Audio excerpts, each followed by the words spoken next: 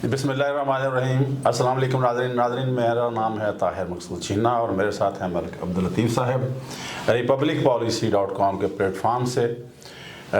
Republic policy ने मुख्तलिफ़ औक़ात में सर्वे करवाया पॉलिटिकल पार्टीज़ की पॉपुलरिटी को लेकर। KP के हल्का डिस्ट्रिक्ट वाइज और हल्का जाती सियासत जो है उसके बारे में क्या वहाँ से फीडबैक आया, नताइज क्या है, उसके लिए मैं गुजारिश करूँगा मलिक अब्दुल लतीफ़ साहब से कि मुझे और नाज़रीन को बताइए। जी शुक्रिया जो साहब। बिस्मिल्लाहिर्रहमानिर्रहीम, अल्लाहुम्मा सल्ली अला मोहम्मद व आले मोहम्मद। जी नाज़रीन, जो कौमी असम्बली के हल्का जात हैं उनका डिस्ट्रिक्ट वाइज जो ओवरव्यू है वो आप लोगों की खिदमत में पेश करते हैं। तो KPK में जब हम जाते हैं, जब हमने सर्वे करवाया और वहाँ के जो नताइज सामने आए तो वहाँ पे 6 मुख्तलिफ ट्रेंड नज़र आए हमें। सबसे पहले हम लेते हैं हरीपुर को, तो वहाँ पर PTI का मुकाबला PMLN के साथ, और जब आते हैं मालागढ़ में तो वहाँ पे PTI का मुकाबला जो है वो जमात इस्लामी, मुस्लिम लीग नून और पाकिस्तान पीपल्स पार्टी के साथ है। जब पेशावर वैली में आते हैं तो वहाँ पर PTI का मुकाबला जो है वो ANP और पाकिस्तान पीपल्स पार्टी के साथ है। जब सेंट्रल KPK में आते हैं जिसमें क्वाड डिवीजन है तो वहाँ PTI का मुकाबला ANP और JUIF के साथ है। साउथ में जब जाते हैं डेरा इस्माइल खान और बन्नू की तरफ तो वहाँ PTI का मुकाबला जो है वो JUIF के साथ है। और इसी तरह जब फाटा में जो साबका एक्स फाटा है, अब तो वो KPK का हिस्सा है, वहाँ PTI का जो मुकाबला है वो JUIF और जमात इस्लामी के साथ है। तो यहाँ पर पंजाब की निस्बत KPK में जो पॉपुलर वोट की जो परसेंटेज है वो ज़्यादा है। पंजाब में 50 से 60% तक है, यहाँ पर 60 से 70% तक जो पॉपुलर वोट है वो PTI के साथ है। और पूरे KPK में आपको यही ट्रेंड नज़र आएगा कि हर जगह पे PTI मेन कंटेंडर्स है और उसके साथ मुकाबले के लिए किसी जगह पे PMLN है, किसी जगह पे ANP है, पीपल्स पार्टी है, जमात इस्लामी है या कहीं पे JUIF है। तो वहाँ पे आपको ओवरऑल जो पॉलिटिकल वेव है इस वक्त वो आपको PTI की ही नज़र आती है। मैं यहाँ पे नाज़रीन को ये बताता चलूँ कि KPK में जो पॉलिटिकल वेव है उसकी खासी अहमियत है। 2002 के इलेक्शन में या उस वक्त वहाँ MMA की वेव थी और MMA ने जीती और उन्हें गवर्नमेंट बनाई। अब इस वक्त बल्कि 2013, 2018 के इलेक्शन और अब जो 2024 में होने जा रहे हैं तो वहाँ पर जो वेव है वो PTI के हक में है। तो इस वजह से हर जगह पे PTI जो है वो मेन कंटेंडर्स आपको नज़र आती है। अब जो हमारे मेथोडोलॉजी है, रिपब्लिक पॉलिसी ने जो सर्वे करवाया वो हमारी वेबसाइट पर मौजूद है, वहाँ से जाके आप पूरी डिटेल में देख सकते हैं। और फिर इसी तरह डिस्ट्रिक्ट वाइज रिपोर्ट्स जो हैं वो हम यूट्यूब चैनल पे भी आप लोगों को प्रोवाइड करेंगे और हमारी वेबसाइट पे भी उसके मुतालिक डिटेल्स मौजूद हैं। जी नाज़रीन, तो मैं यहाँ पर आप लोगों को बता दूं कि जो KPK में डिस्ट्रिक्ट वाइज पॉपुलर वोट में से क्या क्या परसेंटेज किस किस सियासी जमात के साथ लोगों ने अपनी वाबस्तगी जाहिर की है वो आपको जो 60 से 70% तो पॉपुलर वोट ओवरऑल है। अब पॉपुलर वोट में से किस सियासी जमात के साथ कितने % लोगों ने वाबस्तगी जाहिर की और वो डिस्ट्रिक्ट वाइज हमारी टीम के ही मुबश्शिर साहब वो आप लोगों की खिदमत में पेश कर देंगे।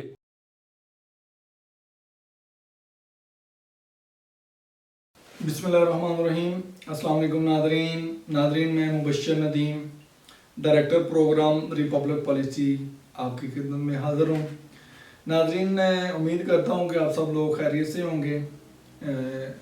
जैसा कि आपको पता है कि रिपब्लिक पॉलिसी ने हल्का जाती सियासत पे पूरे मुल्क में एक ज़िला की सतह पे सर्वे करवाया था और ये सर्वे का जो म्यार था, जैसा कि आप जानते हैं कि 2 तरह के सर्वे हैं, एक पार्लिमानी है, एक सदारती है। पार्लिमानी सियासत पे रिपब्लिक पॉलिसी सर्वे करवाया جس کے پہلے مرحلے میں ہم نے پنجاب کو کور کیا، دوسرے مرحلے میں ہم خیبر پختونخوا کی طرف رخ کیا، اس کے چند اضلاع ہم نے کور کر کے اپلوڈ کیے ہیں، ابھی بھی کچھ اضلاع رہتے ہیں۔ یہ سروے ناظرین 2 اکتوبر اور نومبر 2023 میں ریپبلک پالیسی نے یونین کونسل کی صدر تک یہ سروے کنڈکٹ کروایا۔ سروے کی میتھڈالوجی کی اگر ہم بات کریں، جو کہ بتانا میں اپنے لیے ضروری سمجھتا ہوں اور فرض سمجھتا ہوں کہ میں انفارمیشن آپ لوگوں تک پہنچاؤں، تو ریپبلک پالیسی نے 2 میتھڈ استعمال کیے، پاپولر ووٹ اور ٹریڈیشنل ووٹ کی پیمائش، دوسرے نمبر پہ پاپولر ووٹ کو مزید تقسیم کیا سیاسی جماعتوں میں کہ سیاسی جماعتوں کا اس پاپولر ووٹ میں کتنا حصہ ہے۔ تو آج خیبر پختونخوا کا جو ضلع ہم کرنے جا رہے ہیں وہ ڈیرہ اسماعیل خان ہیں۔ ناظرین ڈیرہ اسماعیل خان کا نام لیں تو یہاں پہ مشہور شخصیات بھی ذہن میں آ جاتی ہیں، مولانا فضل الرحمان ڈیرہ اسماعیل خان سے، پھر اس کے بعد علی امین گنڈا پور ہیں یہاں سے۔ اگر ہم ان کے حلقوں کی بات کریں جو 2023 کی delimitation election commission of Pakistan نے کی ہیں، تو اس کے مطابق یہ NA44 ایک ہے اور دوسرا NA42 ہے۔ یہ 2 حلقے ہیں ڈیرہ اسماعیل خان کے۔ اگر یہاں پہ ہم تحصیلوں کی بات کریں تو ناظرین تو یہاں پہ پہاڑ پور تحصیل ہے، کینٹ کا ایریا ہے ڈیرہ اسماعیل خان کا، اور ڈیرہ اسماعیل خان تحصیل کے کچھ علاقے ہیں۔ یہ پہلا حلقہ ہے NA44۔ اس کے بعد NA45 ہے، اس میں درہ بن تحصیل ہے، پرواز تحصیل ہے اور درہ زندہ سب ڈویژن۔ یہ علاقے ہیں دونوں ڈیرہ اسماعیل خان کے۔ ناظرین اگر یہاں پہ ہم قوموں، قبیلوں، ذاتوں، ٹرائبس کی بات کریں تو یہاں پہ بلوچ، پشتون، گنڈا پور اور نیازی قبیلے پائے جاتے ہیں، قومیں یا قبیلے یا ذاتیں انہیں کہہ سکتے ہیں۔ اگر ہم یہاں پہ 2018 کے الیکشن کے نتائج کی بات کریں تو یہاں پہ جو پرانا حلقہ تھا، پرانے حلقے تھے 2 تھے، ان میں 38 اور 39۔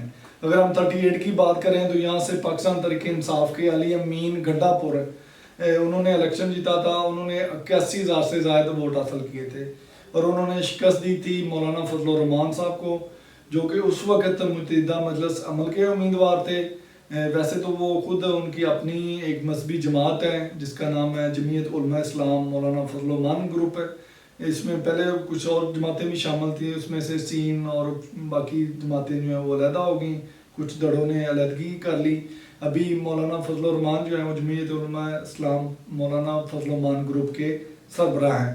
تو یہ دوسرے نمبر پہ رہے، انہوں نے 45,000 سے زائد ووٹ حاصل کیے، کافی مارجن تھا، کوئی آلموسٹ 35,000 کا فرق تھا علی امین گنڈا پور کا اور مولانا فضل الرحمان کا۔ تیسرے نمبر پہ مشہور شخصیت ہیں یہاں سے فیصل کریم کنڈی جو پاکستان پیپل پارٹی کے امیدوار تھے، انہوں نے 20,000 سے زائد ووٹ حاصل کیے۔ تو ناظرین یہ حلقہ NA38 تھا پرانا 2018 کے الیکشن کی۔ پھر میں بتا دوں ناظرین ڈیرہ اسماعیل خان کے 2018 کے الیکشن کے دوسرے NA کی بات کریں جو اس وقت 39 تھا NA، اس میں محمد یعقوب شیخ صاحب تھے پاکستان تحریک انصاف کے امیدوار، انہوں نے 79,000 سے زائد ووٹ حاصل کیے اور یہ کامیاب قرار پائے۔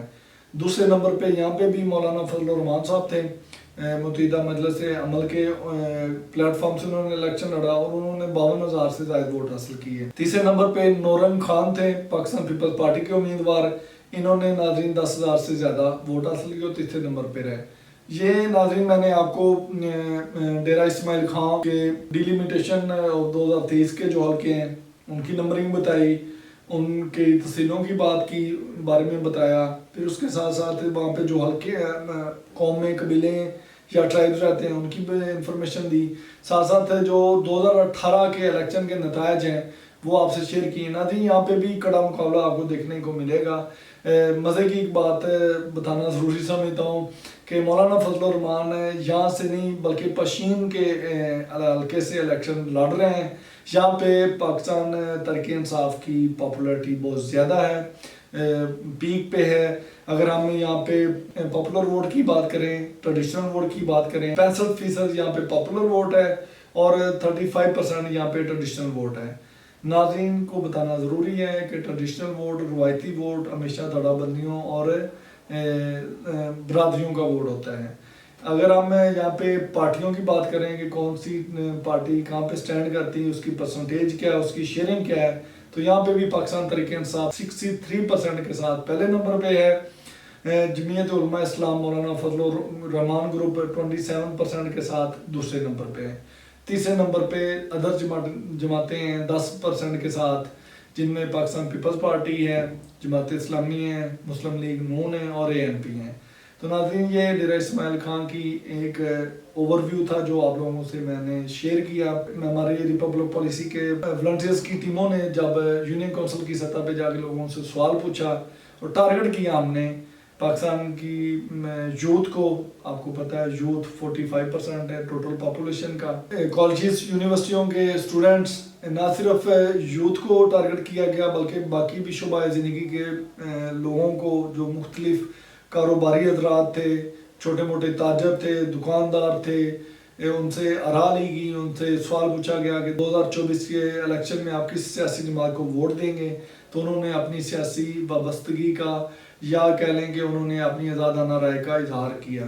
ناظرین لوگ بہت زیادہ متنفر بھی ہیں، اس کی وجہ 2022 میں جو عدم اعتماد کی صورت میں پاکستان تحریک انصاف کی حکومت کو ہٹایا گیا اور 13-14 اتحادی جماعتوں نے حکومت بنائی، جس میں آلموسٹ 2-4 جماعتوں کے علاوہ باقی جتنی بھی مین پارٹیز تھیں وہ حکومت میں شامل تھیں، بلکہ کچھ سیاسی جماعتوں نے تو اپنے جزے سے زیادہ حصہ جو ہے وہ وصول کیا۔ تو ناظرین جو PDM کی گورنمنٹ تھی اس میں مہنگائی نے عام آدمی کی کمر توڑ کے رکھ دی، بجلی کے نرخ بڑھے، پیٹرول کی قیمتیں بڑھیں، گیس کی قیمتیں بڑھیں، باقی جتنی بھی روزمرہ کی اشیاء تھیں ان کی قیمتیں آسمانوں پہ پہنچ گئیں، ڈالر بہت زیادہ اوپر چلا گیا، پیسہ جو ہے روپیہ جو ہے وہ ڈی ویلیو ہوا۔ تو یہ وجہ ہے، ابھی بھی لوگ سمجھتے ہیں یہ جو انٹرم گورنمنٹ ہے، جو نگران حکومتیں ہیں، یہ PDM کا ہی تسلسل ہے، اسی حکومت کا تسلسل ہے۔ اور دوسری وجہ جو ہے وہ پاکستان تحریک انصاف کے ساتھ ہمدردی ہے۔ ویو تو اپنی جگہ پہ ہے، پاپولیرٹی اپنی جگہ پہ، ہمدردی کا بھی ایک ایلیمنٹ ہے۔ تو ناظرین یہ دنیا کا اصول ہے، قانون ہے، آپ کہیں مرضی چلے جائیں کہ کبھی بھی آپ پاورب ہے کہ کبھی بھی خون کو آپ خون سے صاف نہیں کر سکتے، خون ہمیشہ پانی سے صاف ہوتا ہے۔ ہماری ریاست کو ہمارے قانون نافذ کرنے والے ادارے یا باقی بھی جتنے بھی ہمارے ملک کے کرتا دھرتا انہیں چاہیے کہ ہمارے لوگوں کو متنفر نہ کریں بلکہ انہیں گلے سے لگائیں اور ان کی تشفی کریں۔ آپ غصہ، نفرت اور جو بدلے کی آگ ہے نا، یہ بغاوت کا سبب بنتی ہے۔ اسی کے ساتھ ہی آپ لوگوں سے اجازت چاہوں گا، اگلے پروگرام تک کے لیے مجھے اجازت دیں۔ اللہ آپ کا حامی و ناصر ہو۔